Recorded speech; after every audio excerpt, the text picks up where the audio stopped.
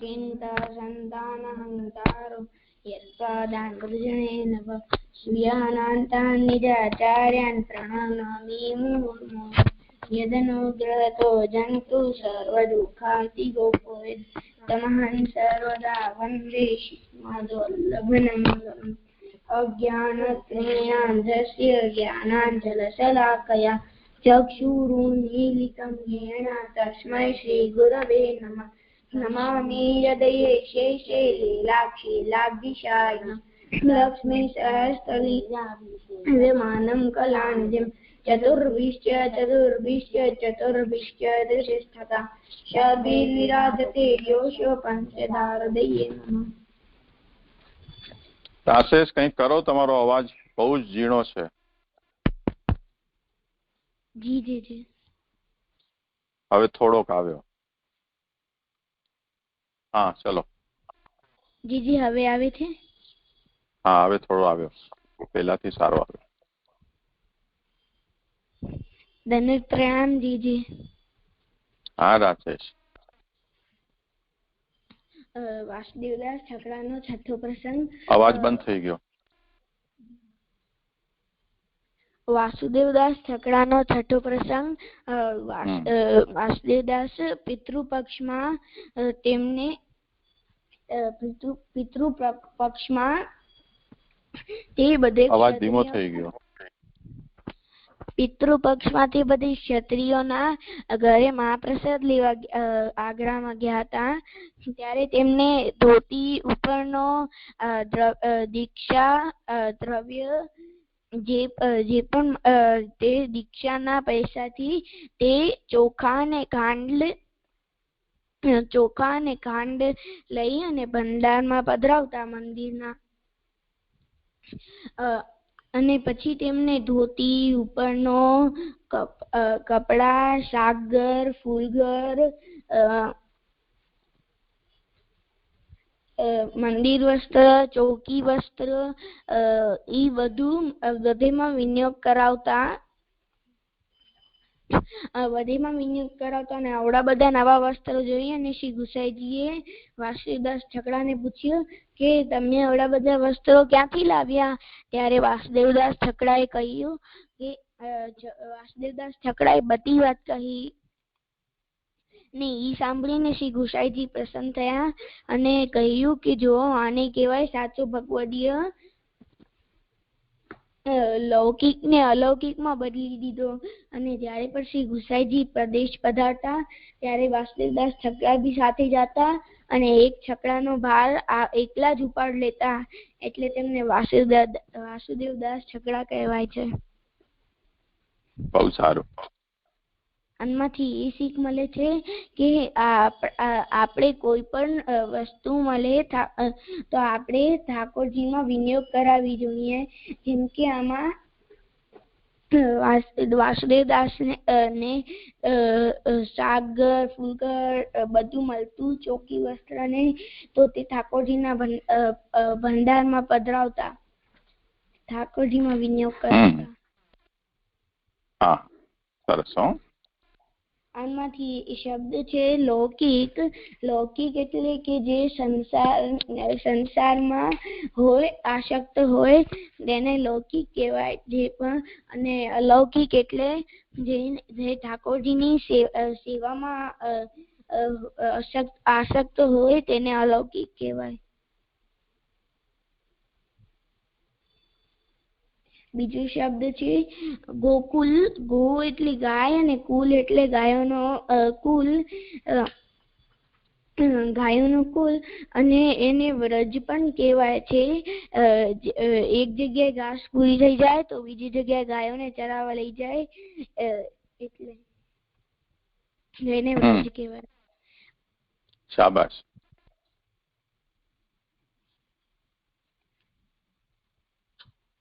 જીજી થઈ ગયું. થઈ ગયું.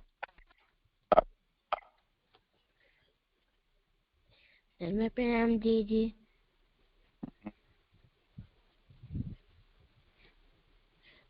ધન્યવાદ, પ્રણામ જીજી. હા રૂચિર બોલ. પ્રહલાદનો પ્રસંગ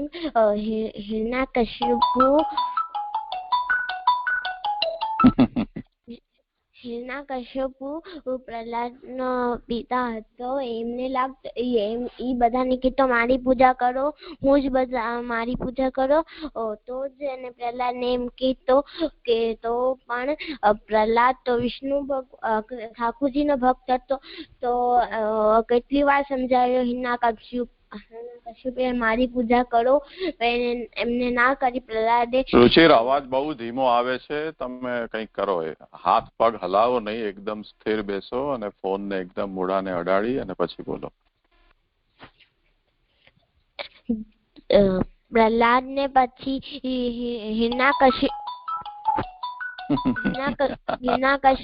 હિરણ્યકશિપુએ પછી પ્રહલાદને હોલિકા ને બોલાવ્યો. હિરણ્યકશિપુએ એમની તો અને એમને કહ્યું કે પ્રહલાદને અગ્નિમાં જલાવી દો એમ કહ્યું. પણ પ્રહલાદને ઠાકોરજી પર વિશ્વાસ હતો અને ઠાકોરજી એમને બચાવી લીધો. પણ હોલિકાને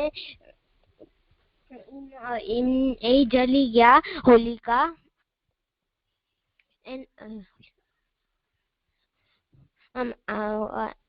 આમાંથી શીખ મળે છે કે આપણે ઠાકોરજી ઉપર દ્રઢ વિશ્વાસ રાખવો જોઈએ.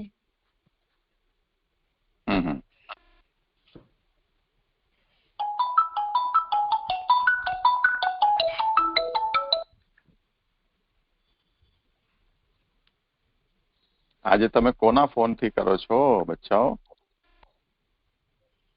સંગીતા આંટી.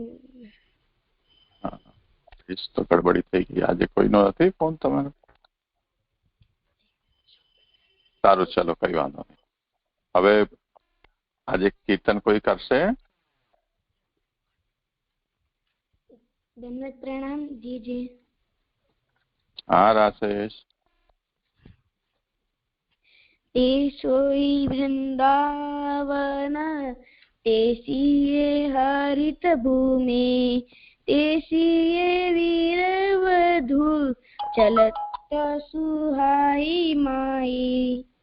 તે સોઈ વૃંદાવન તે સિયે હરિત ભૂમિ તે સિયે વીર વધુ ચલત સુહાઈ માઈ.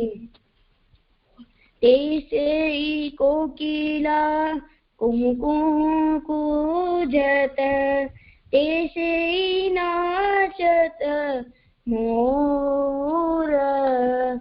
तेसे नाचत मोर. એમ तेसे नाचत मोर निरखत नयना सुख तेसे सुखदाई. ते सोई वृंदावन ते सिए हरित भूमि ते सोई कोकिला कुकू कूजत ते सोई नाचत मोरा निरखत नयना सुखदाई.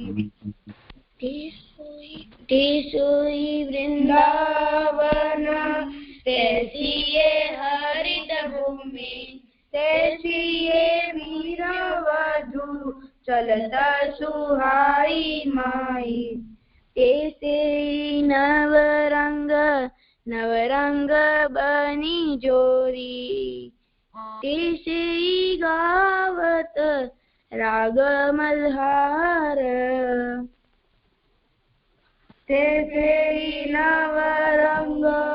नवरंग बनी जोड़ी जैसे गावत रंग मल्हार. બચ્ચાઓ અવાજ કેમ બંધ થઈ ગઈ? જી હવે આવે છે. રાશેષ. જી રાશેષ.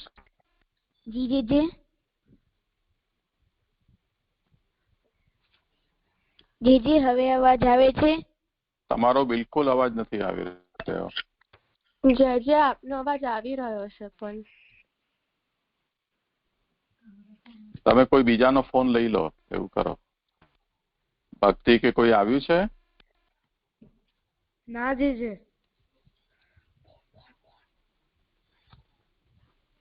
સાનવી, તમે કોઈ જોડાયા છો? હા જીજી, આપનો અવાજ આવે છે. આજે તમારો પણ અવાજ નથી આવ્યો. હા, હવે આવ્યો. જીજી, આપને હા, સંભળાય? રાકેશ સંભળાય છે ને? હા જીજી, અમારો અવાજ સંભળાય છે હવે? હા, હવે આવ્યો થોડો થોડો. હા, ભલે કરો આજે. થોડી કંઈક ડિસ્ટર્બન્સ તો છે આજે.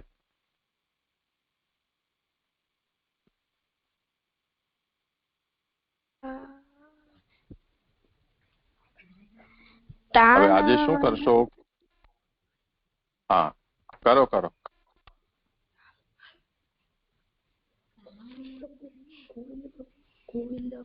ગોવિંદ પ્રભુ સુરંગ હિંડોરે, ઝૂલે ફૂલે આછે રંગ ભરે. ગોવિંદ પ્રભુ સુરંગ હિંડોરે, ઝૂલે ફૂલે આછે રંગ ભરે. ચહું દિશ તે ઘટાજુરિયાઈ, તે સોઈ વૃંદાવન તેસીએ હરિત ભૂમિ. ચહું દિશ તે ઘટાજુરિયાઈ, તે સોઈ વૃંદાવન તેસીએ હરિત ભૂમિ. તેસીએ વીરવધુ ચલત સુહાઈ માઈ. સુંદર. હો,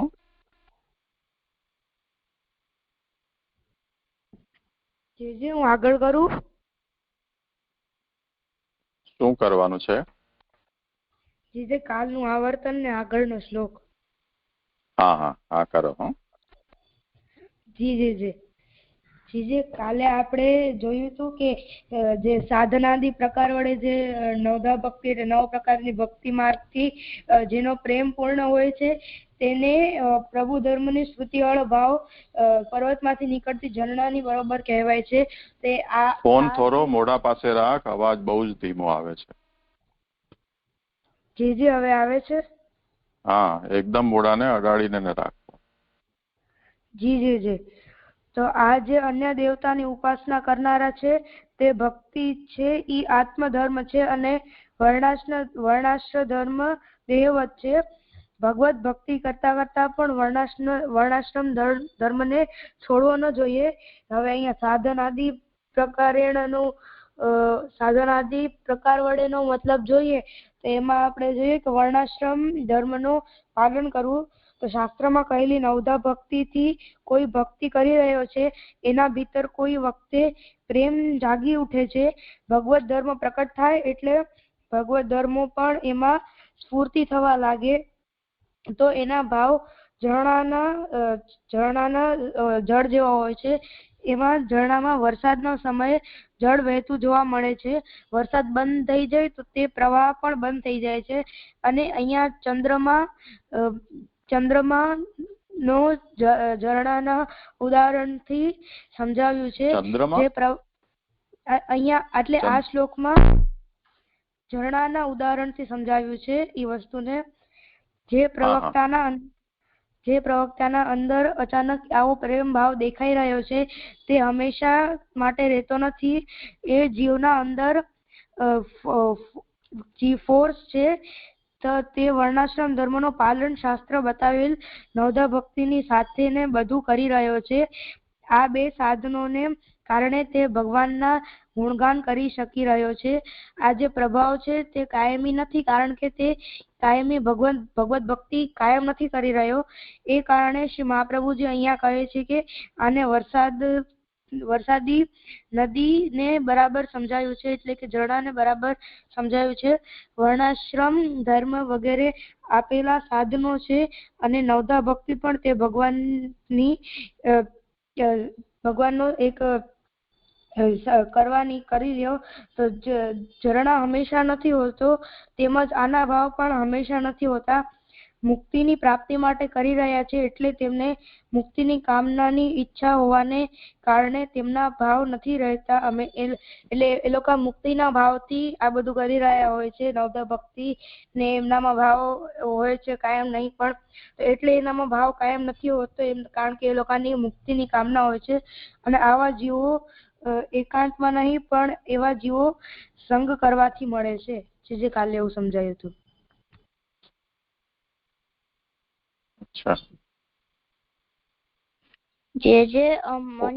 મને આમાં એવું એડ કરવું હતું કે અહીંયા જે મુખ્ય પ્રકારના જે ઉપાસના માર્ગીઓ છે, અન્ય દેવની ઉપાસના કરનારા છે, અને એટલે એમની આસક્તિ અન્ય દેવ તરફ હોય છે.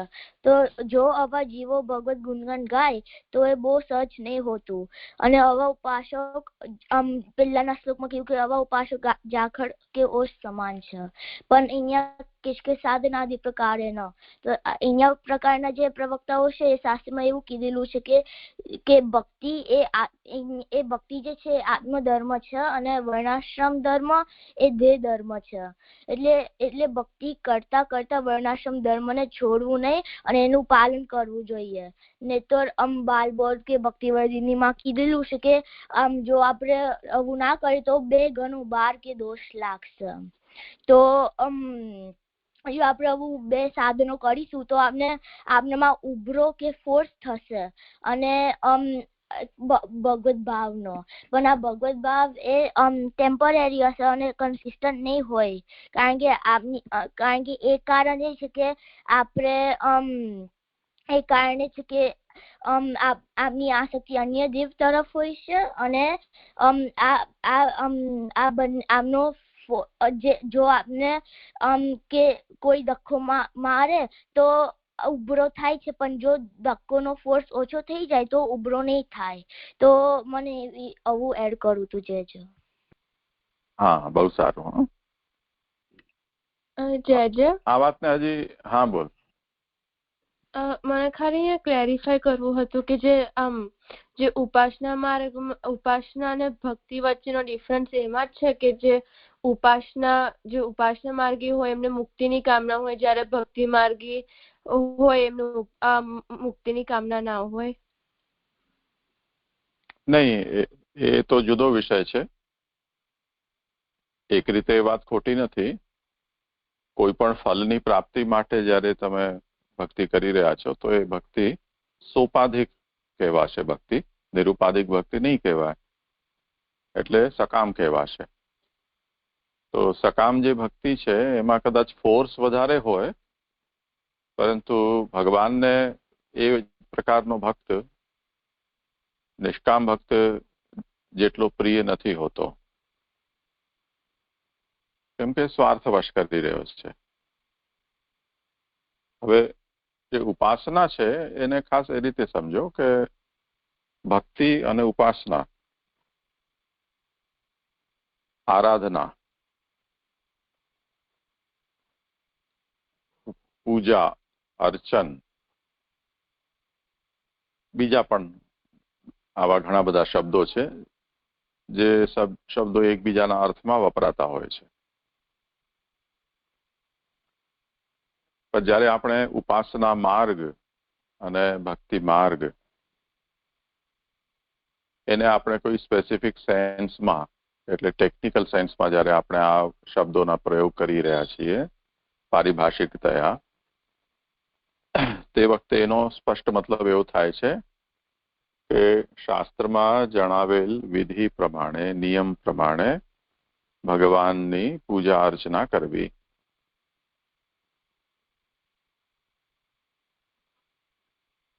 તો જ્યારે આ અર્થમાં આપણે પૂજા અર્ચના કરવાનો વિચાર કરી રહ્યા છીએ તો પછી એ મર્યાદા ભક્તિ કહેવાશે. બીજો શબ્દ એના માટે છે વિહિતા ભક્તિ. ત્રીજો શબ્દ છે વૈધિ ભક્તિ અને ચોથું છે ઉપાસના. આવા બધા જુદા જુદા શબ્દોથી આ ભક્તિને એક અલગ રીતે વર્ણવવામાં આવે છે. અને એ ભક્તિ ઓલમોસ્ટ એ પ્રકારની છે જે રીતે જેમ કોઈ કર્મ માર્ગી યજ્ઞની અંદર આહુતિ આપી અને યજ્ઞરૂપ ભગવાનની આરાધના કરતો હોય, એના માટે જેવી રીતે યજ્ઞ સંબંધી નિયમો શાસ્ત્રમાં કહ્યા છે એ બધા પાળવાના હોય છે, તે રીતે જે ઉપાસના માર્ગ કે મર્યાદા ભક્તિ પ્રમાણે જે ભગવાનની ભક્તિ કરવા માંગતો હોય મર્યાદા વિધિથી, એના માટેના પણ શાસ્ત્રમાં ઘણા બધા વિધિ વિધાનો છે, નિયમો છે. એ નિયમોમાં ઘણા બધા નિયમો કર્મ માર્ગી માટેના છે, એના એ નિયમો અહીંયા મર્યાદા ભક્તિનું ભક્તિ કરવા માંગતો હોય એને પણ લાગુ પડતા હોય છે. એટલે વર્ણાશ્રમ ધર્મનું સ્ટ્રિક્ટલી પાલન. જો તમે વર્ણાશ્રમ ધર્મનું પાલન નથી કરી રહ્યા તો તે સ્થિતિમાં તમે એ પ્રકારની ભક્તિ કરવાના માટે યોગ્ય નથી રહી જતા. તે ઉપરાંત જે પણ પ્રકાર ઉપાસનાનો તમે નિશ્ચિત કરો, એ ઉપાસનાના ફરી પાછા બીજા નિયમો તમને વધારાના લાગુ પડે છે. જેમ ફરીથી તમને સ્કૂલનું એક્ઝામ્પલ જો આપું તો ફર્સ્ટ સ્ટાન્ડર્ડથી લઈને 10th સ્ટાન્ડર્ડ સુધી કે 12th સુધી જેનું જે રીતે હોય, માની લો કે કોઈ એક સ્કૂલ છે જે 12th સ્ટાન્ડર્ડ સુધી તમને ભણાવે છે. એ સ્કૂલમાં જેમણે પણ એડમિશન લીધું છે એ બધા સ્ટુડન્ટ્સ છે, વિદ્યાર્થીઓ છે.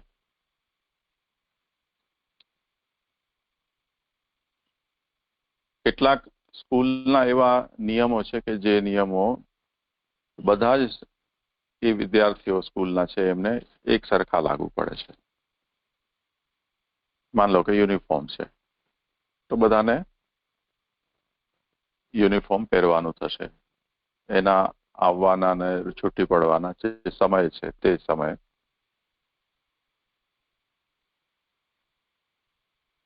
ત્યાં જે પણ નિયમો તમને એટલે ડિસિપ્લિન રાખવાની હોય તે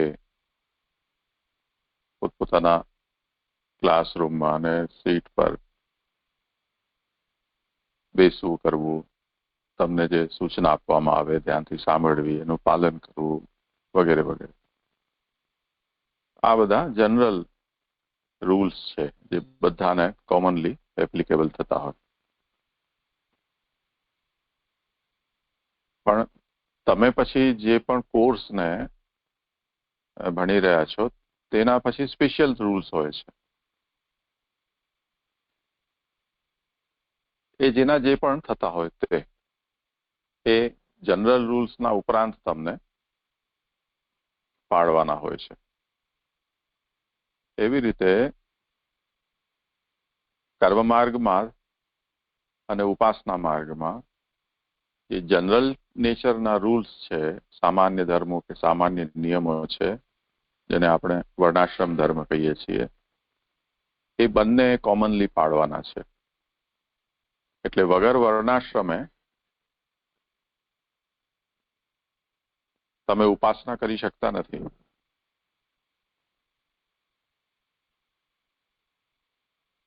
પછી વર્ણાશ્રમ ધર્મનું પાલન કરતા તમે જો યજ્ઞ દીક્ષા લો તો યજ્ઞમાં આરાધના તમારે કરવાની થાય. યજ્ઞ દીક્ષાના સાથે સાથે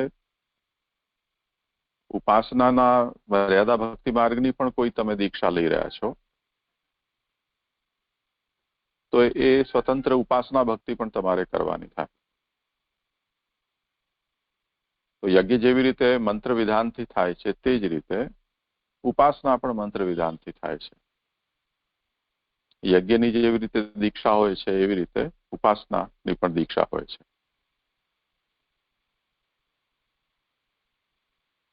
તો હવે ધ્યાનથી સમજો કે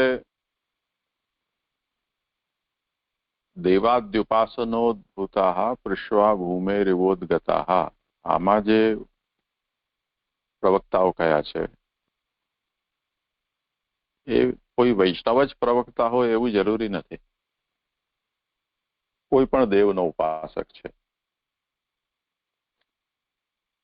અને એ કોઈ વખતે વૈષ્ણવ સમુદાય બેઠો છે અને ત્યાં કોઈ ભગવત ચર્ચા ચાલી રહી છે કે કોઈ ભગવત ગુણગાન થઈ રહ્યા છે, એમાં એ પોતે કંઈ પોતાનું જ્ઞાન પ્રદર્શિત કરે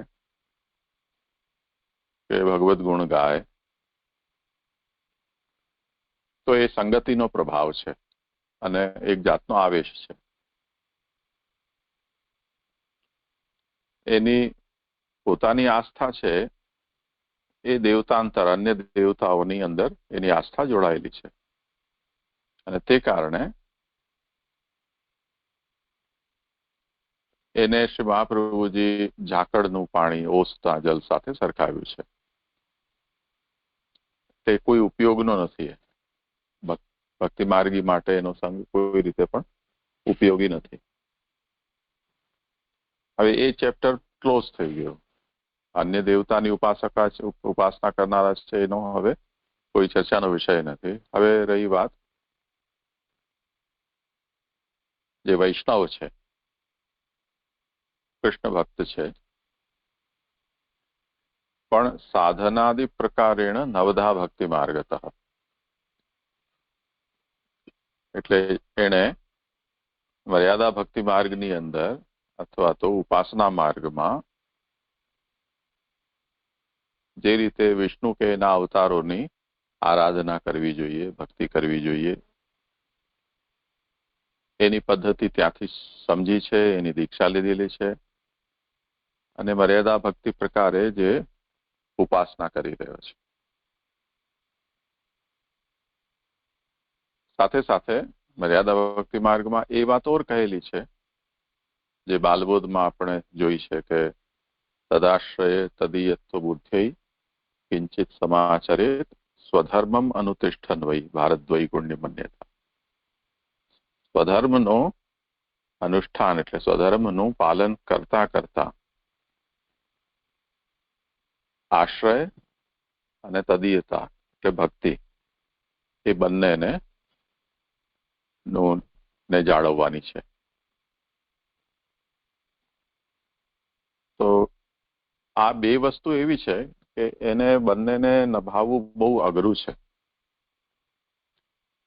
જેને પણ ભક્તિ માર્ગની અંદર જરાક પણ એનો ભાર આવી જાય તો વર્ણાશ્રમ વગેરે ધર્મ છે એના પાલનમાં આળસ આવતી જ હોય છે અને જેને ધર્માચરણની અંદર જેની આસક્તિ વધારે છે એ ભક્તિ માર્ગની અંદર ટૂંકો પડી જતો હોય છે. કેમ કે બંનેનું જે મૂળ છે કે બંને માટે જોઈતો જે ભાવ છે એ જુદા જ પ્રકારનો છે. એટલે આપણે એને એમ સમજીએ કે જેમ જે લોકોને ફિઝિકલ એક્ટિવિટી, બહારની બધી એક્ટિવિટી એની અંદર વધારે રસ હોય એવા લોકો ઘરની અંદર નથી રહી શકતા અને જે લોકોને ઘરની પ્રવૃત્તિની અંદર રસ હોય એ લોકો બહાર નથી ટકી શકતા. એ લોકોના મનમાં એમ થાય કે ક્યારે ઘરમાં ઘૂસી જઈએ અને જેની બહારની પ્રવૃત્તિમાં જેમને રુચિ છે એને એમ થાય કે ક્યારે ઘરથી બહાર જઈએ. તો આ બંને જે વ્યક્તિઓ છે એ લોકોની પોતપોતાની એક જાતની માનસિકતા છે. તો એ માનસિકતાને કારણે મર્યાદા ભક્તિ માર્ગમાં જે જોડાયેલો છે એનો ભાર વર્ણાશ્રમ ધર્મના પાલન ઉપર વધારે રહે છે અને તેથી વર્ણાશ્રમ ધર્મને એ જેમ કોન્સ્ટન્ટ ફેક્ટર હોય અને વેરિયેબલ હોય એવી રીતે કોન્સ્ટન્ટ ફેક્ટર તરીકે વર્ણાશ્રમ ધર્મને લોકો પાડે છે અને ભક્તિને એના અંગ તરીકે. તો આ કારણે ભક્તિ તો એમની હોય છે ભગવાનમાં, એની ના નહીં, પરંતુ જ્યારે ધર્માચરણનો પ્રશ્ન આવશે તે વખતે એ લોકો એમ કહેશે કે ભગવાને જ એમ કહ્યું છે કે ધર્મને છોડવો નહીં, હું ધર્મરૂપ છું. તો ભગવાનને પણ જો છોડવા પડે તો છોડી દેશે, ધર્મને નહીં છોડે. એનું ઉદાહરણ આપણે ભગવાનના અવતાર સમયે જ્યારે ઠાકોરજી ગાયો ચરાવવા માટે પધાર્યા વનમાં અને સખાઓને ભૂખ લાગી તો બાજુમાં એક યજ્ઞ ચાલતો હતો. તો ઠાકોરજી એમ આજ્ઞા કરી કે ત્યાં મોટો યજ્ઞ ચાલે છે, તો તમે ત્યાંથી મને એમ કહો કે કૃષ્ણ બલરામ પધાર્યા છે અને એમની સાથે અમે લોકો આવ્યા છીએ અને એમને બધી ભૂખ લાગી છે, તો કંઈક ખાવાનું આપો. તો જે બ્રાહ્મણો પાસે જઈને આ વાત કહી તો બ્રાહ્મણોએ ના પાડી દીધી કે આ બધી તો યજ્ઞ માટેની સામગ્રી છે, અમે નહીં આપી શકીએ. તો નિરાશ થઈને આવ્યા ને પછી એ લોકોએ ઠાકોરજીને વિનંતી કરી કે અમને તો ત્યાંથી પાછા મોકલી દીધા, કંઈ આપ્યું નહીં. ત્યારે ઠાકોરજીએ એમ કહ્યું કે તમે બ્રાહ્મણોની જે પત્નીઓ છે જે આ બધી યજ્ઞની સામગ્રી તૈયાર કરી રહી છે એમને જઈને ને કહો. એ લોકો ત્યાં ગયા તો એ જે બ્રાહ્મણીઓ હતી એ યજ્ઞની સામગ્રી પોતે થાલમાં સજાવી અને ઠાકોરજી પાસે લઈને આવી ગઈ અને બધાને સખાઓ સહિત ઠાકોરજીએ ત્યાં આરોગ્યું.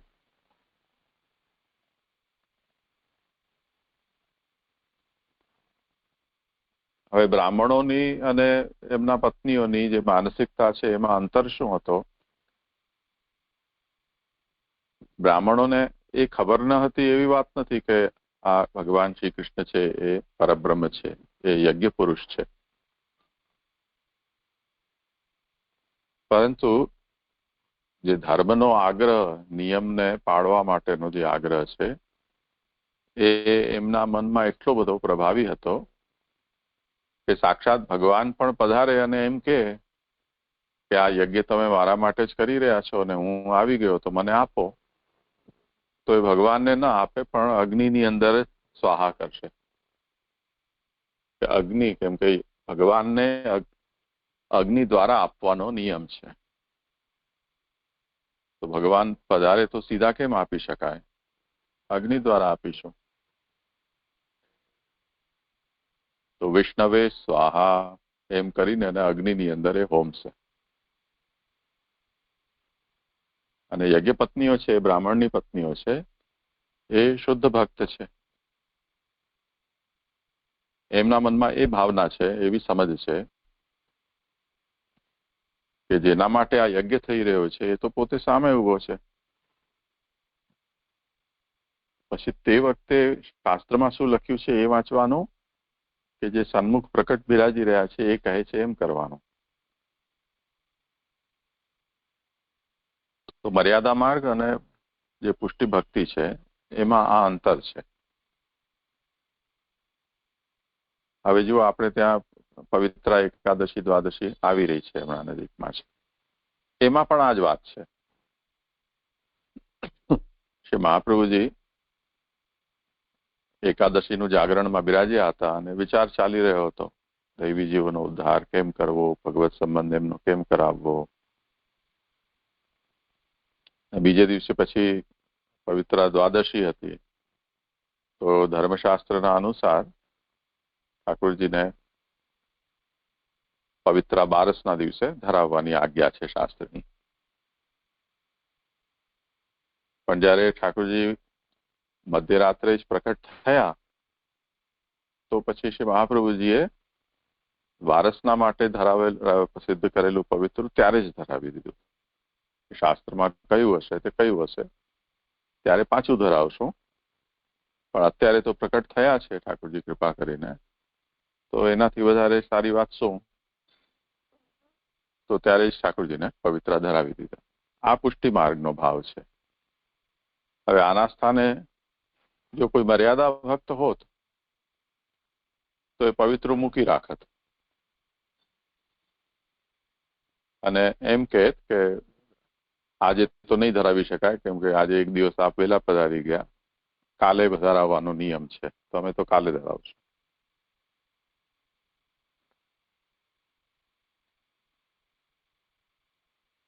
તો હવે આમાં સમજવાનું એ છે કે આ એક જાતની માનસિકતા છે. થોડા બીજા સંદર્ભમાં કહેવાયેલી વાત છે, પણ એવું કહેવાય છે કે જેમ પુસ્તકીય જે જ્ઞાન છે એ જ્ઞાન ત્યાં સુધી કામનું છે કે જ્યાં સુધી તમને રસનું પ્રાકટ્ય કે ભક્તિનું પ્રાકટ્ય થઈ નથી જતું. જો પ્રકટ થઈ ગયા પછી પુસ્તકમાં શું લખેલું છે કે શું કરવાનું કહ્યું છે અને શું ન કરવાનું કહ્યું છે એ હવે રિફર કરવાનો અવસર ગયો.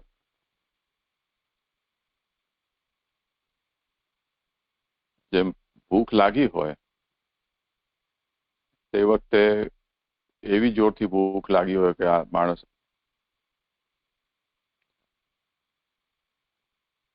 એકદમ ટળવળતો હોય, ચક્કર આવી જતા હોય, માણસને બોલી ન શકતો હોય, એવી ભૂખ લાગી છે અને તે વખતે એમ કહે કે હવે મને ખાવાનું આપો. તો પીરસનાર વ્યક્તિ ખાવાનું કોને કેવી રીતે આપવું જોઈએ એની ચોપડીમાં જે રીતે લખેલું હોય એ વિધિ વાંચીને એના સ્ટેપ્સને ફોલો કરે,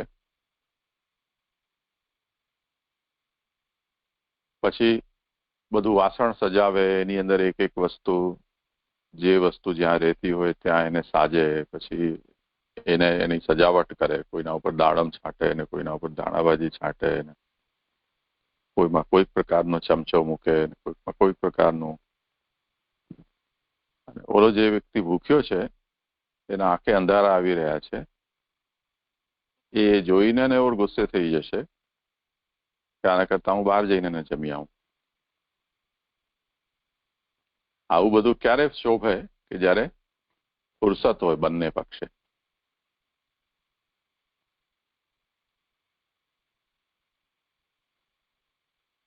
તો જે ભક્તિ માર્ગ છે એ ભક્તિ માર્ગની આ વસ્તુ છે કે જ્યાં પ્રેમ બહુ ઉત્કટ છે,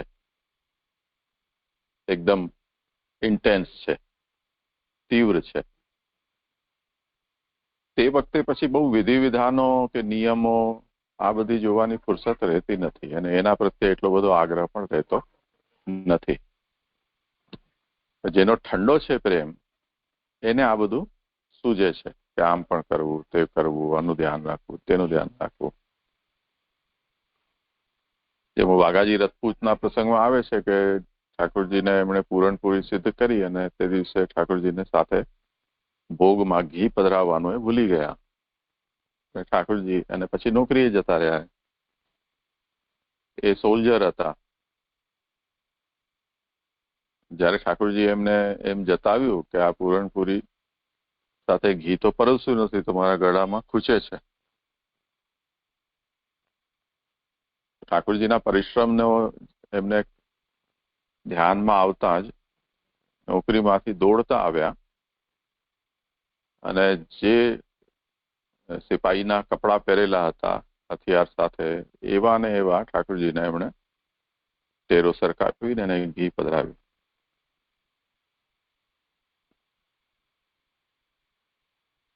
આ વસ્તુ તો એક દૃષ્ટિથી જોઈએ તો આપણને એમ લાગે કે આ તો મહા અપરાધ થઈ ગયો.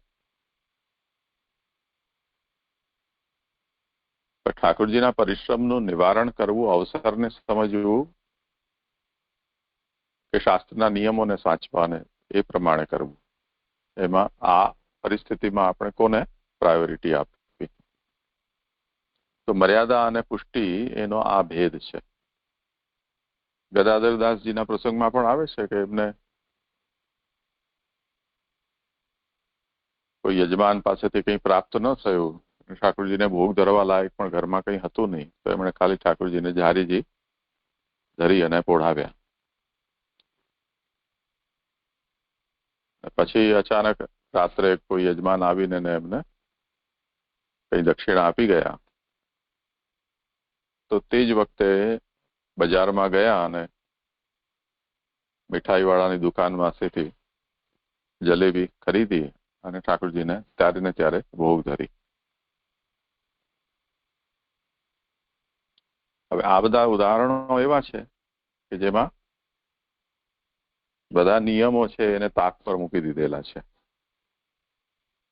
પણ ઠાકોરજી એનાથી પ્રસન્ન છે, ભક્ત પણ પ્રસન્ન છે. તો જે મર્યાદા ભક્ત છે એનો એક અલગ ટેમ્પરામેન્ટ છે અને પુષ્ટિ ભક્તોનો અલગ ટેમ્પરામેન્ટ છે. મર્યાદા ભક્તનો ભાર શાસ્ત્રના જે પણ વિધિ વિધાનો છે એનું કઠોરતાથી પાલન કરવું એના ઉપર હોય છે. તો જે રીતે શાસ્ત્રના વિધાનો છે એ નભે એ મર્યાદામાં ભક્તિ કરવી. જો છોડવાનો અવસર આવે તો ભક્તિના કોઈ કર્મ છે કે કોઈ પ્રકાર છે એને છોડી દેવા, પણ શાસ્ત્રના વિધિ વિધાનો છે એનો ત્યાગ ન કરવો. આવું ટેમ્પરામેન્ટ મર્યાદા ભક્તનો કે ઉપાસના માર્ગીનો હોય છે. એટલે એમની જે ભક્તિ છે એમાં ક્રિયા અને જ્ઞાન એની પ્રમુખતા હોય છે, એના ઉપર વધારે ભાર હોય છે. અને જે સ્વતંત્ર ભક્તિ છે એ એનાથી રિવર્સ છે.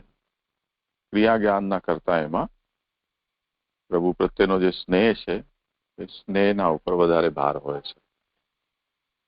એટલે પ્રેમ માર્ગ છે કે સ્નેહ માર્ગ છે એ સ્વતંત્ર ભક્તિનો માર્ગ છે. તો એમનો એપ્રોચ એવો રહેશે જે આપણે આ બધા ઉદાહરણમાં જોઈએ છીએ, વાઘાજી રાજપૂત છે કે ગદાધરદાસજીનો છે, કે મર્યાદા તૂટતી હોય અને પ્રેમ નભતો હોય, પ્રભુનું સુખ નભતું હોય, તો પેલા એ વિચારવું મર્યાદાનું જોયું જશે.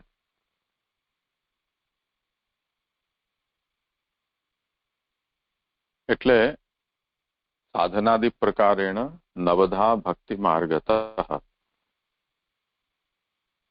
શાસ્ત્રમાં કહેલા વર્ણાશ્રમ ધર્મ વગેરે જે સાધનો છે એના પ્રકારથી અને શાસ્ત્રમાં જ કહેલી નવધા ભક્તિ, શ્રવણ કીર્તન સ્મરણ વગેરે, એ નવધા ભક્તિથી જેમના અંદર પ્રેમ પૂર્ત્યા, એમ જે અંદર ભગવત પ્રેમ જ્યારે ભરાઈ જાય છે અને તેને કારણે સ્ફુરત ધર્મ, ભગવત ધર્મો પણ ઝલકવા લાગે છે, સ્ફુરિત થવા લાગે છે. તો એ સ્યંદમાના પ્રકીર્તિતા, એને વરસાદી નદીના જલ સમાન એમના ભાવોને સમજવા જોઈએ. તો એ ભાવો એમના ક્યારે સ્ફુરિત થાય છે કે જ્યારે એ પ્રકારના ભગવત ભક્તોનો સંગ એમને પ્રાપ્ત થાય છે, તે કારણે એમના અંદર એ પ્રેમનો આવેશ થોડા સમય માટે થતો હોય છે. તો એ પ્રેમાવેશ જ્યારે થઈ રહ્યો છે તે વખતે એમનું જલ એવું જ નિર્મલ અને ગ્રહણ કરવા યોગ્ય હોય છે. પરંતુ આ જાતનો ટેમ્પો કે મૂડ એમનો હંમેશા જળવાતો નથી હોતો, એટલું અંતર છે. બાકી શુદ્ધ છે,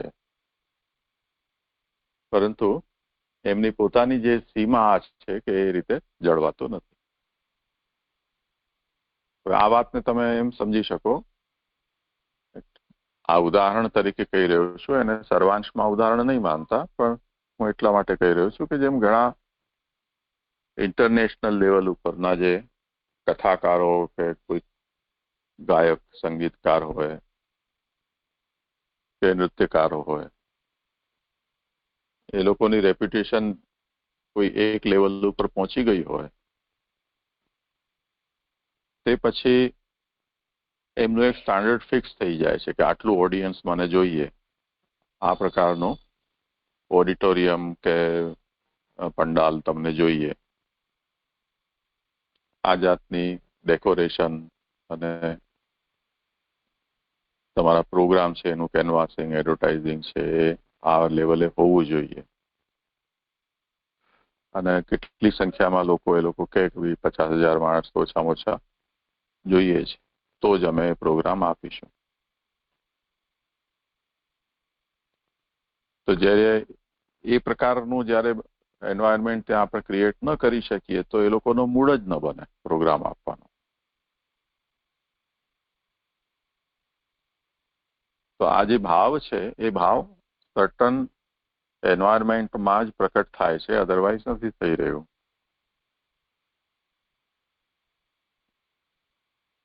આ લિમિટેશન મર્યાદા ભક્તિની છે કે ઉપાસના માર્ગીની છે. એને પણ અમુક પ્રકારનો સરાઉન્ડિંગ, અમુક પ્રકારનો સંગ, અમુક પ્રકારનો માહોલ જોઈએ છે. તે સિવાય ભાવ એના અંદર સ્ફુરિત થઈ શકતા નથી. સમજમાં આવ્યું હશે બચ્ચાઓ? થોડો વિષય ગંભીર છે, જરાક અલગ પણ છે, પણ પેલા સમજવાનો પ્રયાસ કરશો તો થઈ જશે એવું મને લાગે છે. આવ્યું સમજમાં? હા જી, આજે મેં સમજાયું. એટલે જે ઉપાસના માર્ગી છે કે જે મર્યાદા માર્ગી જે હોય છે એમને અને કર્મ માર્ગી બધાને સામાન્ય રૂલ્સ હોય છે ફોલો કરવાના, જે વર્ણાશ્રમ ધર્મ છે. એટલે વર્ણાશ્રમ ધર્મનું પાલન કરે તો જ ઉપાસના માર્ગની સાધના કરી શકે છે. અને વર્ણાશ્રમ ના કરતા હોય તો એમની સાધના ઉપાસના તરીકે ના કહી શકાય. એટલે એમાં બેસિક રૂલ જે છે કે એમને આ વર્ણાશ્રમ ધર્મનું તો પાલન કરવું જ પડે. પણ ભક્તિ માર્ગમાં આપણે વધારે પ્રેમ ઉપર વધારે ભાર છે, ક્રિયા અને જ્ઞાન કે એનામાં વધારે ભાર નથી. એટલે આપણે ભગવાનમાં વધારે પ્રેમ હોય અને એવી કશી સિચ્યુએશન આવી જાય તો અને ભગવાન પ્રેમ પર આપણે વધારે ફોકસ હોય અને એમાં મર્યાદા થોડીક છૂટી જાય તો પણ વાંધો નહીં હોતો. એનો પછી આપણે ઇમ્પોર્ટન્સ આપી રહ્યા છે, પહેલા પ્રેમને વધારે ઇમ્પોર્ટન્સ. એટલે એવો ભેદ હોય છે મર્યાદા અને પુષ્ટિ ભક્તિમાં. કારણ કે મર્યાદા ભક્તિમાં વિધિ વિધાનોનું પાલન વધારે ઇમ્પોર્ટન્સ હોય છે. એટલે વિધિ વિધાનો આપણે ફોલો કરતા હોય ને એમાં પ્રેમ થોડોક છૂટી જાય તો કશો વાંધો નહીં હોતો, એઝ લોંગ એઝ કે આપના જે વર્ણાશ્રમ ધર્મ હોય એનું પાલન થતું હોય. પણ સ્વતંત્ર ભક્તિમાં પ્રેમ ઉપર વધારે ભાર છે. એટલે એવા વર્ણાશ્રમ ધર્મનું પાલન થોડુંક છૂટી જાય કે એવું કશું થઈ જાય, વિધિ વિધાનોનું ફોલો ના થાય, પણ પ્રેમ આપનું ટકી રહે તો એ વધારે ઇમ્પોર્ટન્સ છે સ્વતંત્ર ભક્તિમાં. એટલે અહીંયા જે શ્લોકમાં શ્રી મહાપ્રભુ સમજાવી રહ્યા છે કે જે આ મર્યાદા માર્ગી કે જે ઉપાસના માર્ગી છે, જેમને ભગવદ બીજાના સંગ કે માહોલમાં એમને એવો ઉભરો આવી જાય છે ભક્તિનો, પણ એ એકદમ ટેમ્પરરી હોય છે. કારણ કે અન્યના સંગથી જે આવી રહ્યો છે એવો એકદમ ઉભરો પ્રેમનો. કારણ કે બાય નેચર એમનો તો આ ક્રિયા અને જ્ઞાન કે વર્ણાશ્રમ ધર્મમાં વધારે ઇમ્પોર્ટન્સ હોય છે. પણ એવો સંગ મળી જાય ત્યારે એમને એવો એકદમ પ્રેમ આવી જાય છે ભગવાન પ્રત્યે. પણ એ જ્યારે એવો સંગ થોડોક છૂટી જાય કે એવું થઈ જાય તો એમને ફરીથી એવો પ્રેમ, એ જે ફોર્સ છે કે જે પ્રેમ છે થોડોક ધીમો થઈ જાય છે. એટલે એમનો જે ભાવ છે વરસાતી નદી જેમ છે. કારણ કે વરસાતી નદી એનો પ્રવાહ ત્યારે જ ચાલુ રહે છે જ્યારે વરસાદ પડે. એટલે વરસાદ હોય ત્યારે જ એમનો ફોર્સ ચાલુ રહે. પણ એ ફોર્સ પછી બંધ થઈ જાય તો એ વરસાદની નદીનો પ્રવાહ પછી ચાલુ ના હોય. એટલે એવી જ રીતે જે ઉપાસના માર્ગી છે એમનો પ્રેમ ત્યારે જ એવો ઉભરી આવે છે જ્યારે એવો ફોર્સ હોય કે કોઈનો સંગ હોય. પણ એ સંગ ના હોય ત્યારે એમનો જે ફોર્સ છે કે જે પ્રેમ છે થોડોક ધીમું પડી જાય છે, એવું સમજી જાય છે. હા, સારું. ઓર કોઈને કહેવું છે કઈ?